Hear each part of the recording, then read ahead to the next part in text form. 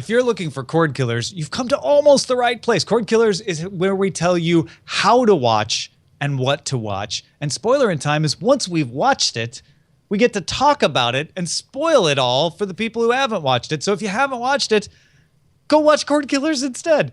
This is Spoilerin Time. We are going to spoil episode 5, season 3 of Justified, episode 10, season 1 of Preacher. That's the finale, finally. The first episode of The Get Down on Netflix, episode 6, season 2 of Mr. Robot. And I'm going to spoil right now that I'm Tom Merritt and he's Brian Brushwood. Heck yes. Joined, I would say as always, but by our annual once-a-year commitment to have Andrew Zarian from GFQ Network joining us. Thank you so much for hanging out with us, man. As always, Andrew Zarian's here with you. We should have just ran with that. Like, obviously, he's always here. You're right. And then just if anyone said otherwise, I was like, whoa, where you been, man? He's always been here. Available on the bonus edition of the show. Yes, exactly. Dude, I'll tell you what's bonus is the overtime of this year's summer movie draft.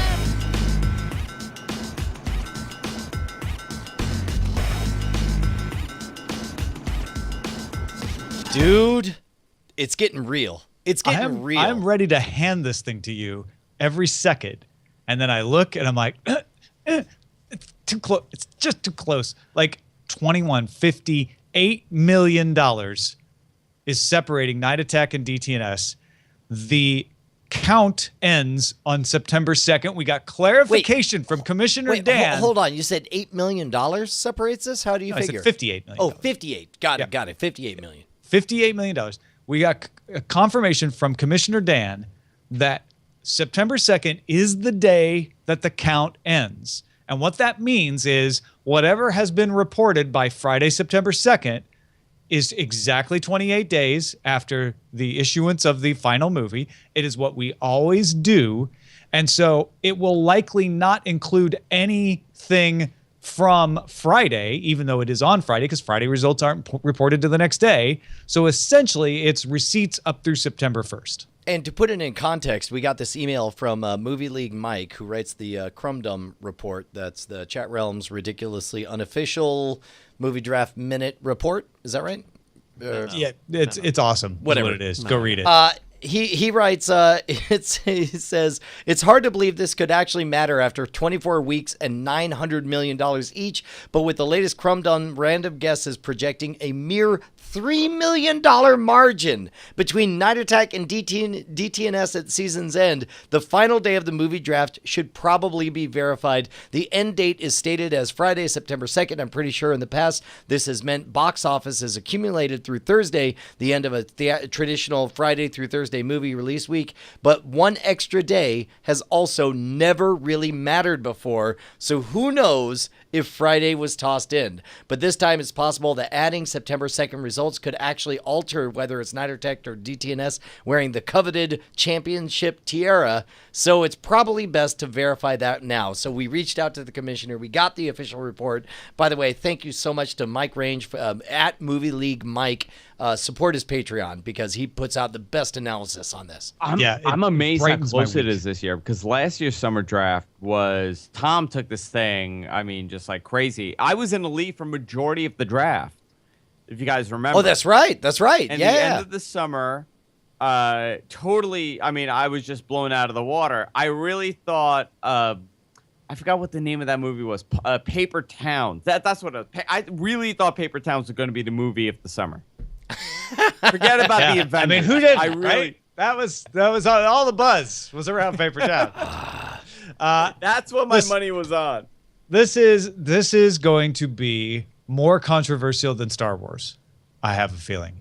In my household, and by in my household I mean amongst me and myself, and maybe Jenny Josephson, my teammate on Team DTNS at her house. The last time we had anything close to this was during the winter movie draft when it looked like Scott Johnson was running away with it, and then last minute my pick of Lincoln was nominated for 8 Academy Awards, and all of a sudden it was bumped up. You made the stretch. It mattered, just barely eked across that finish line. Now, I have a feeling what's actually going to happen is Suicide Squad took such a dip in its second week that it just won't come close enough for the trailing amount at September 2nd to matter. But should Star Trek overperform, should Suicide Squad not drop off as much as expected, it could be, we could face a situation, and I am not disputing the rules. The rules are whatever is reported on September 2nd, that is it. That's all you get. But we could have a situation where a what if would actually exist to make a difference, where it's like, well, if the rules were 5 weeks, we'd have a different winner. Of course. Yeah. But you know what? The rules have never been 5 weeks. Well, they've always been 4 weeks. We have to interpret the intentions of the founder, which was which movies make the most money. The only reason there's a 4-week maximum is because we just don't want to string out the ending. All right, Should the total receipts actually determine the winner, Brian? Tom, the founders are not a bunch of old dead white dudes. You're looking at them. Me and Justin, we're the founders. You want to know what the founders think? We think we should win. That's the end of it. Well, then why don't you just win every year? No, you don't. You want a good, fair competition, Brian. Fair enough. Right, Andrew? Am I right? Very fair. I was not involved in this one. I was supposed to be in the winter draft, but I forgot what happened that day. I wasn't able to participate, but I'm looking forward to the next winter draft where I could take the lead for majority of it and then just totally screw up at the end. All right. Look, we'll bring you back, but in the meantime, we have to talk about Mr. Robot, right? Well, not even just Mr. Robot. Stuart wrote us a well-reasoned long email. We're going to summarize what Stuart said here, but we were both expressing frustrations with the Mr. Robot storyline last week. We'll get to what we think of this previous week's episode. But Stuart said, I've thought of this a few times during your talks of Mr. Robot. You seem to want to control the show. Yes. Or say you want this and that from the characters. Yes. That this character should do this given what you know, that another annoys you because it doesn't give you what you want, that it is all pointless or you don't like how characters are. Let it go. Let the story unfold unless you are totally bored with it. Both of you seem frustrated. Both of you seem to want to moan and complain that it is not going how you want. Do you really want a show to be that easy? All right, look. We don't have the master playbook that the director, that the writer has for the whole thing. All we have is our opinions of the last chapter. And I will say, and I will go to the mat defending the fact that last chapter was maximum confusion, maximum frustration, maximum feeling like my time was being wasted in the entire history of Mr. Robot. And by the way, largely a fantastic program. But that last episode was like, I don't even know what is this about again? I don't know. Like, it's not my fault I'm confused. It's the director's fault that I'm confused. And it's fine for us to say, I don't like feeling adrift and not knowing where this is headed. It's not my bad, it's their bad. I actually disagree with you on that, respectfully.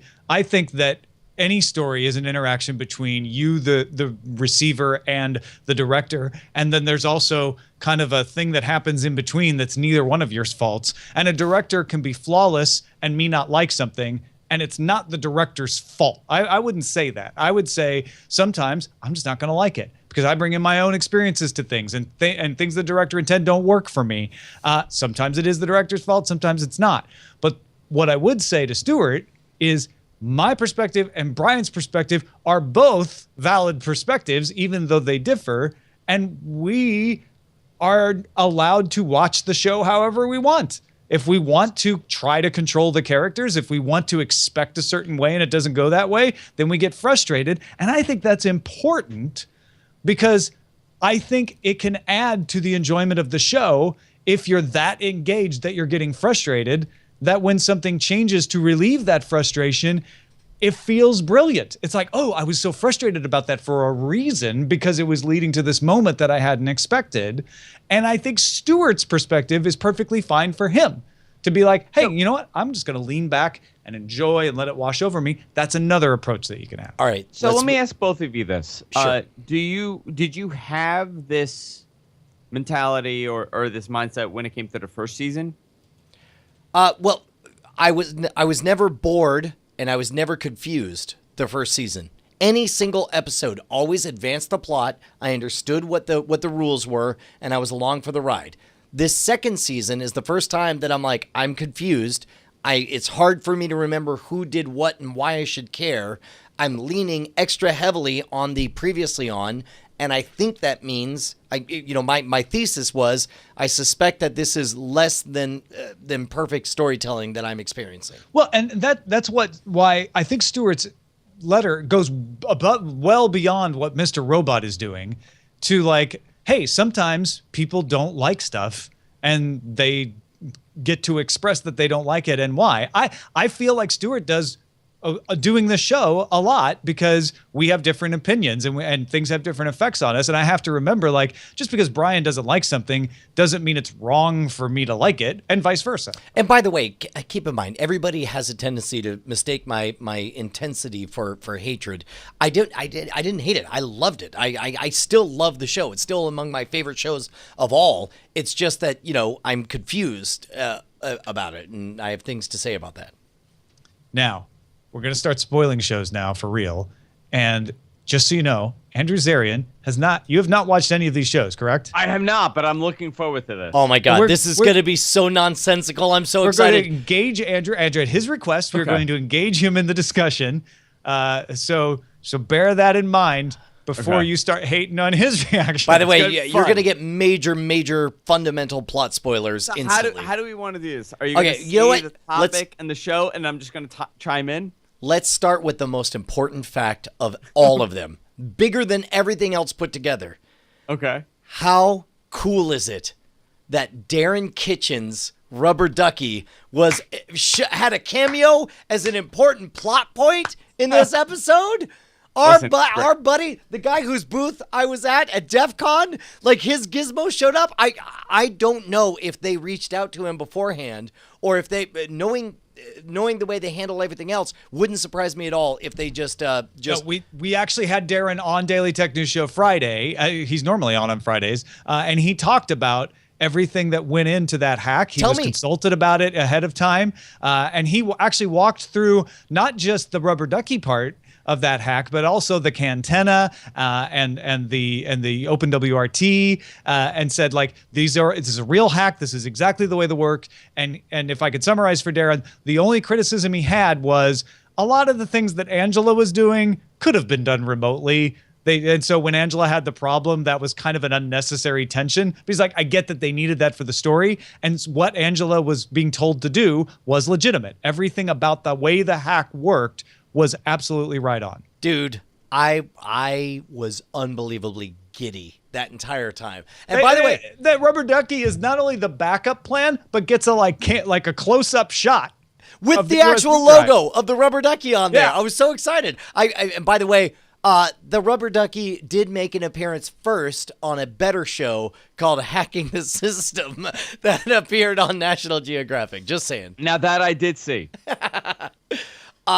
Dude, okay, so let's talk about the most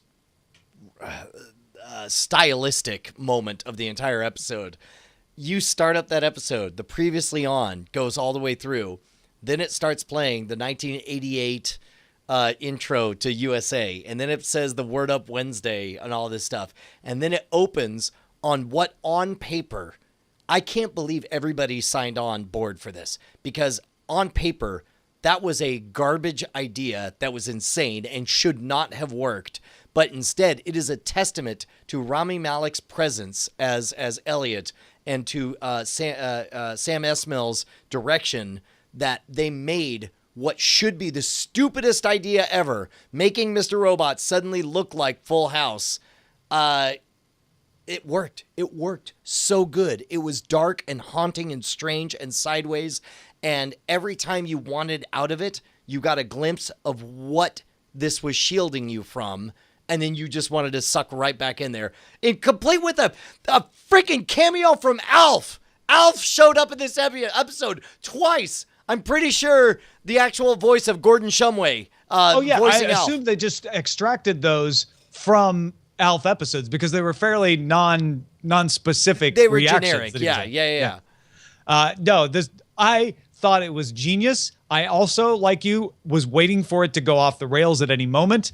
And I thought it was insane how they were able to balance Elliot being Elliot, not wanting to be there, not understanding what was going on, and keep everything within the metaphor of both being a late 80s, early 90s show and applying to what we know about Mr. Robot, including and up to not only the opening graphics, but they did a Budweiser commercial from that era. Oh, wait, I don't think It was in the broadcast. They had retro ads. I did not see it because I bought it on Amazon. I was wondering about that actually when I was watching it, because I'm I was so about to flip bummed. forward when they got to Budweiser, and then I was like, hold on, that's an old Budweiser ad. So I let off, and it was not a full commercial break. It was just the Budweiser ad and then a USA Up All Night ad. So it was a shorter break. But like that to me was even more impressive, because they must have been able to get the sales team on board to say, hey, Budweiser, is it cool? Which of your old ads could we possibly run that you're still okay with the message And also, of? Because how much we really money want do to you add want to to this write us a verite. check for? Because everyone's going to be talking about this. Yeah. No, that's amazing. So I loved the fact. Oh, right. that- And they did a fake E-Corp from the 90s ad that was like an AOL dial-up ad. dude, I didn't see either of those. Oh, they took. How could they take the E-Corp ad out? That's crazy. Yeah. Did you guys see the part where Mariska Hargitay and Ice-T showed up, and Ice-T was like, yo, let's solve this crime about robots? Well, see, that wasn't in my version either. So there That must be wasn't three your different version? 'Cause versions. that was now. in mine. Yeah, that's interesting. It's amazing. Okay, so the conceit lasted just the right amount of time. You got about 15 minutes of, or 10 to 15 minutes of them playing it straight as comedy with a dark underlayer underneath. But the last 5 to 10 minutes, they really sort of drop all the laugh track, and instead you get this weirdly tender moment where Christian Slater is saying to Rami Malek, saying, hey man, you really don't want to look outside. Just, I'm doing this for you. Let's stay in here.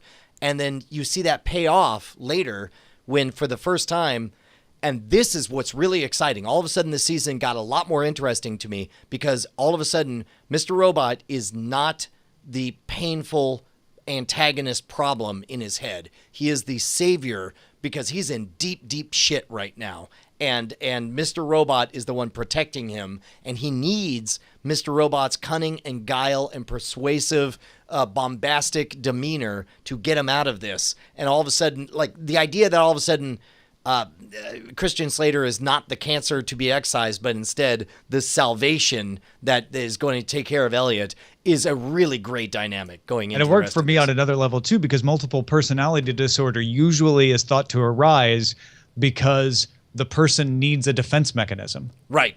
And so, yes, we've been seeing this as he imagines his dead father because he's trying to deal with the grief. And in this case, it was that personality is shielding him from the pain of getting the crap kicked out of him. And thinking of that as, okay, so this is his multiple personality disorder and he sees his family. Why is Tyrell Wellick tied up in the trunk? That's exactly the next question, which again, and they've done a really good job of playing coy, because again, you've rewatched the whole first season. You know that objectively, the way they told the story, Tyrell can't be yet another figment of his imagination. And yet, I mean, he could be, but it would be way harder to explain than Mr. Robot. Right. So what's amazing is, because we all know that that can't be it, that I almost feel like that's why they're hammering so hard on this idea that it is. Like, people were tweeting at me saying like, hey bro, it takes two to break a mind, and then, you know, showing Tyrell and Mr. Robot side by side, and I'm just like, man, I just don't know how to resolve that. And yet there are scenes deliberately shot to raise those questions in your mind. And you could absolutely see the metaphor being laid out of, okay, so it's got everybody who lives in his mind, his family, obviously, all have personality aspects. That doesn't mean he thinks he's Darlene sometimes, but she is an aspect there. And so Tyrell is locked up in the trunk because the Tyrell personality can't be allowed out anymore. And the Mr. Robot personality probably would have been in the trunk a few weeks ago, but has been let out most recently to play the chess game. And so and now he's driving the car to prevent him from being beat up. So obviously Tyrell is one of the personalities. If that is such a neat explanation, I want to believe it, but I don't think it's true. So then I want to know, well, why is Tyrell in there? Is it because of guilt that Tyrell disappeared? I don't know. I don't know either. Or is it, this just occurred to me, and it's probably wrong, is it because in the 2 weeks that Elliot had parked the car before he woke up in the car, and the guy's like, hey, you've been parked here forever, aren't you going to pay? That Mr. Robot controlled Elliot and did something to Tyrell. Yes, could very well be. Certainly, and that makes perfect sense, right? That's hinted at this point, right? Okay, so let's talk about Angela again becoming interesting. Like I don't know why I keep wanting to drop Angela, but like that scene with her going through with the hack and then finding herself face to face with the creepy FBI guy hitting on her. And then, but meanwhile, in her ear, you got the team figuring out who he is and actually calling, pretending, spoofing his mom's telephone number, trying to get her out of the situation or whatever. I thought all of that worked. I didn't expect that to work as well as it did. Well, and also she is now set up to meet that guy. Yeah. So she'll either blow him off and he'll come find her, but he's coming back. He's coming back for something. Sure. Dude, it was great. It was great. Yeah, the hack itself really felt like season 1 again, just because we were doing real hacky stuff in the real world rather than in the post-apocalyptic scenario, and we weren't in Elliot's mind anymore. And it was so well done, note perfect, step by step, that I am now curious where we're going to go with FBI director, because all we did with her was get her back and have them try to take her off the case, right? Right. I'm also curious where we're going to see our Dark Army / Chinese official show back up. Oh yeah, what do you think the story was with putting the needle in under the fingernail and breaking it off in there? What do you suppose all that was? It's torture, but I don't have a good theory as to why. Yeah, I'm sure that'll unfold. Andrew, do you have a clue on that? Yeah, I mean, Ice-T's on the case, and I thought it was really interesting when they had to save the cheerleader. Yeah, save the world. Right? Yeah, no, it was amazing. Yeah. No, listen, that could be it. I'm like four episodes into the first season of Mr. Robot, and I really enjoy it. I'm waiting. I know that a lot is going to happen, and I'm looking forward to the first season because I know nothing about the first season. All I've heard about the second season is from this show. Real quick, tell us what you think some of the big reveals are coming up around the corner. Really? Like real reveals? Or? Yeah. Like if you're 4 episodes in, I had some theories at that point. I would love to hear your theories. You know what? I don't really know at this point. I saw the finale, unfortunately, so it ruined a little bit of it. Like I saw like the last 5 minutes of it. I don't know what to think of it. I'm trying to go into it with an open mind when I watch a show because I've only heard great stuff. So beyond this, I have no idea what to think. Beyond, there's like drug use happening and then the neighbor and like all that stuff. Like I don't know what to think. And I'm probably like three episodes in at this point. I was about to say, I love remembering when those were plot points I cared about. It get ready for simple, like simpler times. Yeah, right. So does it get really way more complicated than that? Because that's what I'm at right now. Like I'm at like the very simple stuff, and then there's a guy from House of Cards that's hacking. What? Right? Isn't the guy from House of Cards in the show also? Which guy? Or I may be wrong. No, you were just watching House of Cards. I may have just been watching House of Cards this whole time. Well, I just saw hacking. I thought it was Mr. Robot. That Tyler Durden is there? Oh, Gideon? No, he's not a hacker in this. Gideon was the first president, maybe? They say in chat, the president on House of Cards the first season? President Walker? Oh, shoot. Was he? Yeah. That's what the chat room says. Wow. Okay, right on. Gideon from CSI or NCIS. Yeah. So, actually, you did open an awesome segue because talking about Mr. Robot, we have one of our favorite hackers from Mr. Robot shows up as the dad of one of the characters in The Get Down. He shows up. What's the name? What's the name of the guy? The the black hacker. He's really gaunt and tall. He shows up in the Get Down playing the alto sax to everyone's amusement. Yeah. I don't remember any of the names either. I think we should just abandon names on this show. That's and fine. Just describe There them are no based on names. what We don't see believe on in their names. appearance. Yeah. But at any rate, I loved seeing him and also seeing Gus Fring show up in the Get Down. Oh, as like a very not Gus Fring character. Really, we remember Gus Fring's name. Of course we do. Yeah, he is a fundamentalist preacher cracking down on his daughter in a violent manner. So he does end up looping around to Gus Fring a tiny bit in the end because of the temper. This is a Baz Luhrmann thing. So if you've never seen Strictly Ballroom or Moulin Rouge, you're going to be thrown even more off. But as somebody who's familiar with his work, and I'm like, okay, I know he likes to get weird and stylistic. I'm ready for that. Even I found this to be distracting because at one point I'm like, oh, okay, he's going for a kung fu aesthetic. So we're gonna blur things out and make him feel 70s every once in a while to give it that kung fu aesthetic. And then he departs from that and is like, oh, now it's going to be a blaxploitation film ethic. I'm like, okay, so I guess we're going with a broader 70s feel. And then he just kind of changes it into an after-school special aesthetic at some point. I am so happy. Okay, am I watching a kids show? Am I watching a kung fu homage? Am I watching a blaxploitation homage? What am I watching here? It took until like the last 20 minutes for it to really collapse into a coherent movie for me. Yeah, I don't even know that it did it then. I'm just glad that you said it first because I could tell, you can tell that a lot of money was spent on this project, and it's a visual delight. It's a visual treat. The character actors, when the Get Down is the strongest, is when it's depicting what it's actually like to be an 18-year-old, 17-year-old in Harlem or whatever. Like I believe I'm there watching real characters. I think they're in Queens, right? No, the Bronx, right? Or the Bronx, sorry. Yeah. And I hear with the guy from Queens, as a I confuse the 17-year-old Bronx in and the Queens. I'm 70s totally living in the embarrassed Bronx, now. I think that show is very true to what was happening. Oh, really? So have you watched it? I have not. No. Oh, okay. All right. Is Ice-T and Mariska Hargitay in it? That is my first question here. They're extras in one of the disco scenes. Yeah. So here's the thing, is that it really is strong at times, but it can't nail down a visual aesthetic. It can't nail down a tone. We talked about during Cordkillers. I wouldn't phrase it as can't. These are choices. It just doesn't.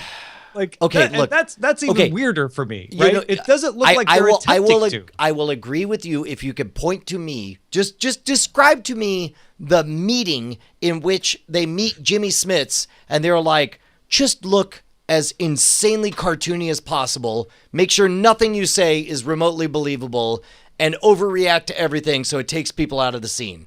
Like, if you're going to tell me that's on purpose, then I'll go along for the ride. With but Baz I don't Luhrmann, believe it. I will fully believe that it's like, I want you to be like a cheesy 1970s movie. I just want you to go over the top here. We're gonna make this look like a kung fu picture, right? Like, that's what it felt like he was going for sometimes. Yeah. But then he changed his mind. And like, I would have been okay if it stayed in that vein, especially with what was the guy with the red Pumas? What was his name, Andrew? Boo Boo. Boo Boo, right? Yeah, Is that not too far off. If that had remained a mysterious character, fine. But we not only get to meet him, but then he turns into a totally normal character, and it's like, So well, I'm now really the mystique's curious, entirely gone. How did they depict the South Bronx in the 1970s? Because as a New Yorker, I could only tell you about horrible things about the South Bronx. Oh, it's on fire. That is how they depict it. That's constantly exactly on what it's fire. Perfect. Yeah. Perfect. That's actually true. Still to this day, the South Bronx is on fire. That fire has not gone out. So, okay, first of all, let me put a little wrap around this and say that this is only the first episode we've seen. I fully believe that it can rope me around and pull me completely on board despite all the wild inconsistencies and all over the mapness. Sometimes it's Boogie Nights. Sometimes it's, The Sopranos. Sometimes, whatever. I believe it could still totally win, but I will say that I spent more of the first episode noticing the sideways parts. I don't even want to call them flaws because for all I know, they'll pay off brilliantly at the end, but they were distracting to me. There was a lot of distraction. It was difficult to get through this. because there were so many like I almost am wrapped up in this story, and then all of a sudden there's like a weird Three's Company subplot of like a misunderstanding from eavesdropping or whatever.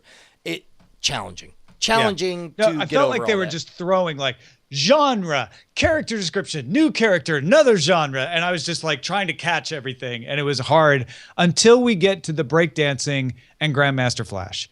And Andrew probably thinks I'm making that up, but that is No, actually. I think you are telling the entire truth. Yeah. Of this entire When we show. get to the I'm actually breakdancing looking and forward to watching Grandmaster Flash, this, it's actually. finally started to feel like I'm like, oh, I think this may be what series is going to end up being about, which is like exiting disco and this street revival or the origin of a new kind of music and dance, and I can get behind that.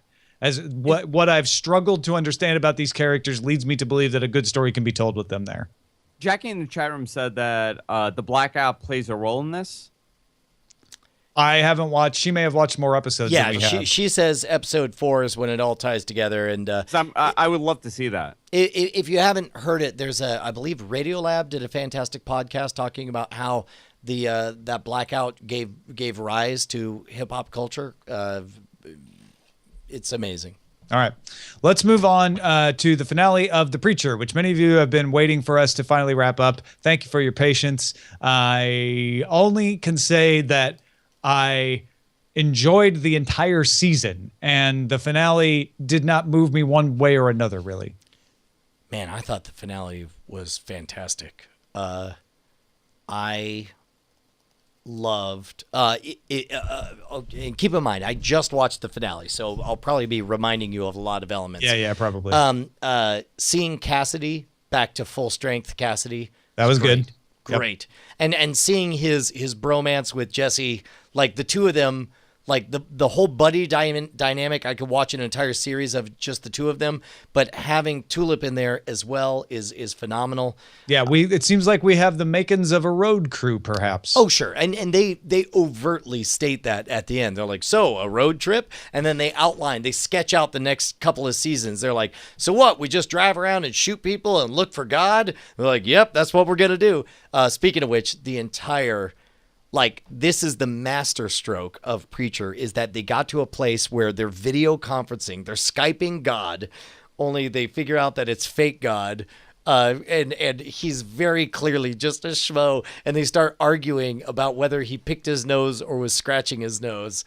That was a little silly, even for me. I loved it. I was along for the ride fully by then, because keep in mind what we're seeing, like by that point, we're seeing another angel, and we've already seen that angels are jackasses, that they're goofballs who could barely keep stuff straight. So that was not out of character to me. To me, I thought that was very inbound, saying, yeah, it's an angel trying to play God because they're all trying to pretend like everything's okay. Okay, I have a question. Yeah. My wife is messaging me while we're doing this, and she goes, the preacher's trying to find God, an Irish vampire, and a bounty hunter, godlike powers. Is this all true? Is Yes, there an yes. Irish No, vampire and a she's not bounty playing hunter you. with That's godlike all powers? right. Everything she said is 100% true, and that's why you need to watch this show. It's amazing. Oh my god, I need to see this. Yeah. Forget about I see Immershka Hargitay. Yeah. Well, and I think it was a fine way to just have a clean break from this town and its issues, and just get the three of them on the road. Oh, I loved, and keep in mind, I have not read the comic book, but people have told me that he has hideous Jerry curls in the story, and we saw a nod to that when I don't know if it was Tulip or someone was just like, "Hey, you changed your hair, it looks better." But then, like, the fact that there's the flashback to the reason that they're obsessed with getting Carlos is that botched bank heist, right? And so, and during it, he has what I assume is the way the hideous Jerry curls looked in the comic. In the comic. Yeah. Well, yeah, I definitely enjoyed this entire run. Was not a big fan of the cartoony angel Skype call, but it did its purpose, and I'm a huge fan of Cassidy, Tulip, and Jesse hitting the road, and I can't wait to watch them, because I assume we're going to get our other angel friends back on the road as well. Yes, almost certainly. But I'll tell you what, man, those three characters and the people acting, the actors are exceptional. The characters are strong. The performances are exquisite. It's amazing. I'm going to have to start taking notes on Justified because by the time we have talked about 3 other shows and we get to Justified, it's always a little bit of a struggle for me to remember which episode we watched last. I know it was episode 5 This was the of one. season 3. I know it's called Thick as Mud, and it's actually a story by Elmore Leonard. But All right, you ready? I'm going to tell you to you one word. Saw. It's the Saw episode. Dickie Bennett's friend, the idiot, wakes up in a bathtub.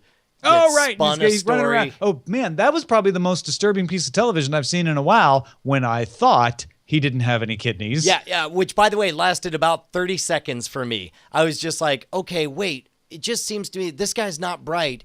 Seems like you would just cut him up and tell him you had his kidneys. Well, and they signaled that where I got it was when Raylan's like, who would have been able to cut him out? I'm like, oh, that's a really good point. Who would have been able to cut him out?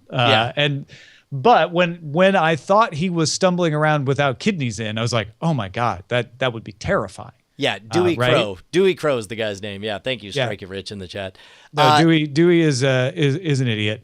But it works now that you've reminded me what it is. This works as both a connective episode that's advancing our overall plot with Mr. Blondie Pants. Mr. I almost remember his name. Quinlan? Quinn?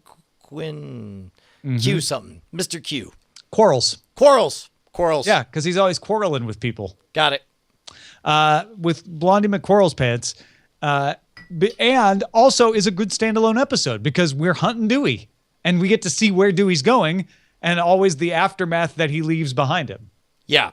I feel stupid now that I didn't realize that his kidneys couldn't have been pulled out earlier, especially after they described the symptoms, which are definitely not the symptoms of kidneys. But I thought they were just trying to scare Dewey. Yeah, no, and that makes sense. I liked it much better once I realized that this had to be a con on him, and of course he would fall for it.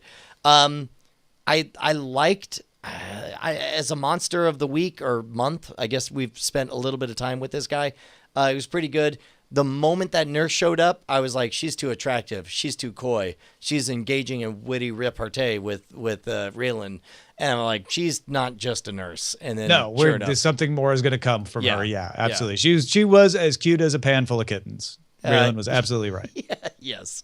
No, I liked all of that. The ending, we have a question being set up. He gets home. They've already established, like, he's gotten home before at 1 a.m. and his ex-wife was waiting for him. And she's like, I'm not interested in changing you. But this time he gets home, the lights are off. He finds a letter. We don't ever find out what the letter is. And Just then a note. the episode ends. Yeah, it's one of the rare cliffhanger. Cliffhanger is probably too strong, but it's the rare episode that ends with presenting something that we definitely don't know the answer to. Yeah, agreed. And there was no indication why she would leave a note. If they had quarreled earlier, so to speak, if they had Blondie McQuarreled earlier, we would know, like, oh, okay, so this is the note where she leaves it. But it was the opposite. She was like, I don't care, that I've accepted you. And so either she changed her mind or something worse happened. Yeah, I suppose we'll find out. But I thought it was a pretty good episode for being like, that was an amusing diversion that just had just enough depth to it that I was along for the ride. I was into the Dewey hunt too. Yeah, you know what's amazing? I'm listening to you guys talk about this, and I've never seen any episode of any of the shows that you're talking about, like Justified or the previous show. I think you guys are making up the entire thing. It sounds like bizarro fan fiction. No. Because would we make up hold on. Would we make up that Raylan is laying in a tub of ice waiting for his kidneys to be taken out and shoots through a guy to shoot a woman that wasn't expecting it? Would we make that up? I mean, that sounds like fan fiction a viewer did about me and Paul Thurrott. And you said, what the tech? And I was like, what the tech? And then there goes my kidneys. That was the end that was the end of season 1. Yeah, it looks much better on TV. Promise you that. Agreed. Also, just to circle back to that point that actually did happen, where he shoots through somebody to shoot the girl. Just really, like, I know he's good. It was a little bit too on the nose. Just got to set it aside, right? Shooting Just gotta set from it the aside. hip through a body, landing dead center in her chest, piercing her heart. Maybe a bit too on the nose. Like, you know what? Have him blast 3 or 4, because it seems like if he definitely knows he's about to get killed, he might not just rely on and being... and he doesn't remember it later. He's like, it's all fuzzy to me. Then that would make sense that he's just randomly firing because he's panicking. Yeah. All right. Well, it didn't spoil my enjoyment, which I believe was justified. Oh, damn it. Damn you. Oh, so good. Damn you. That was so perfect. We'll see you next time. Hey, before we go, Andrew Zarian, remind folks where they can find more of what you do. GFKnetwork.com. I talk about wrestling, and I talk about hair loss, and I talk about technology. I do show What more Paul could you Thurrott. want? It's all there. It's all there. Look at this. There's so much happening on GFKnetwork.com. We do a whole bunch of podcasts. So GFQnetwork.com. And you Thanks, can follow everybody. me on Twitter. Please do. How do they follow you on Twitter? It's Andrew Zarian, right? Andrew Zarian. Yeah. Go do that, and then go watch Justified, and we'll spoil you again next week.